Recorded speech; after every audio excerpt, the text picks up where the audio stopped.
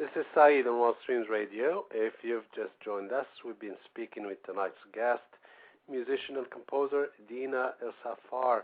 Dena, what can you tell us about Ni Havan Saz Simaisi, this beautiful song we just heard?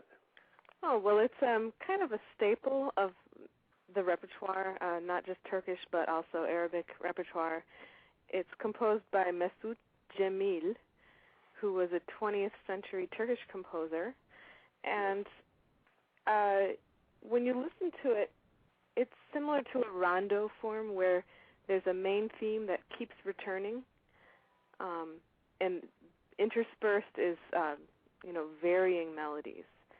But in this style, the variations or the other melodies, they go into different modal areas, different maqamat.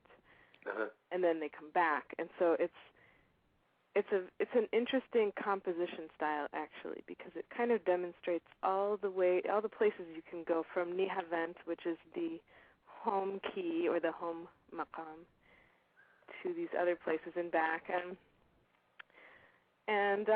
so we wanted to not just play it, but kind of give it our own stamp, I guess, since it's been done so many times. You can't just play it the same way. Yeah, you know what? At one point, you think that really the song was ending, but it was not. Oh yeah, the trick ending. Sorry, I heard you come in. Yes, that was our idea too. I mean, it really was fun, and I think you succeeded in definitely giving it more of. Okay, wait, this is not over. This is. Which is beautiful. Thank you. Yeah, the surprise encore. Now, what musical styles have you, or did you incorporate into the CD, Ya Salam? Our newest CD. All of our CDs we've tried to incorporate different styles, but our latest one, which is self-titled, just called Salam. Yes. I think, of course, we've reached so far, anyways, the highest success of blending styles. So we've got a little bit of, in that last track you heard classical for sure, yes, with the piano runs and also the arrangement, being a little bit where a musician might not play, then play, or do something surprising with the chords. We've also put in some blues, jazz, and classical art. I think those are our main outside influences. Beside, so we like to add blues, jazz, a little maybe rock to the Middle Eastern sound.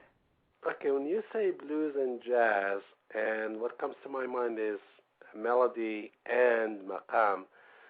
Maqam does not offer itself very much to a lot of free range as far as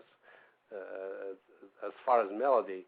How do you compromise between the free range of jazz and blues and the other side, which is maqam? Well, for instance, let's see. Sometimes what we do is we stay very close to the tradition until the end, and then we kind of open it up. And, for instance, maybe everything stays the same except for in comes a trumpet solo, and it has just a sound a little bit like Miles Davis, or yes, it's reminiscent of that kind of cool sound that who can't that we love, basically. I don't know. Another piece we have, like this track called Chobi Party that we did. It's an Iraqi rhythm, but we added a bass player who's normally playing in rock and blues bands. So there's this something underneath it all that kind of grooves in the same way that blues music might. So we try to not mix too much or in ways that are sort of in poor taste, I hope. What we're trying to do is add it in a way that just it works right, it blends very nicely. Isn't that beautiful? A maqam, Bloomington, Indiana, and jazz and bluegrass. How beautiful could it? I mean, it can't get any better than that, right? Thank you. Well, it's been theorized, and I think maybe it'll be more than a theory in the future, but that the slaves that were brought from Africa to this country, many of them came from Muslim countries in Africa. Right. And that music and that influence of that style of modal music has come into American music in a very surprising way. Actually, before we started talking about Middle Eastern music, when we're just talking about American roots music, I think there is some of this already there. Oh, absolutely, and I think it shows in how when you said that in this piece that we just played that it goes and then comes back. Coming back, I think, is a notion that is symbolic also of how music makes the loop, and it comes back to its roots, whether it's Africa, whether it's other parts of the world. But still, I think it giving credit to how this music has given a lot of help to other musical styles is very important. Now, you've created Salam, and what was it as a project when you started the project? Well, it started off as just a fantasy or a dream to have musicians that I could play Middle Eastern music with, because as I told you, I was just, after I came back from Iraq, I was crazy about the music. I wanted to be able to play it, yes. But then I realized I need people also. I need a band. I like to play by myself, but there's so many possibilities when you have musicians to work with. So I just was lucky enough to find people that were just.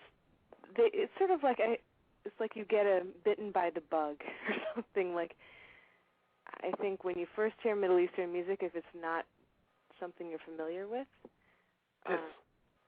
Something takes you in. I don't know what it is about Middle Eastern music. And then you become addicted to it. And so I think I hooked.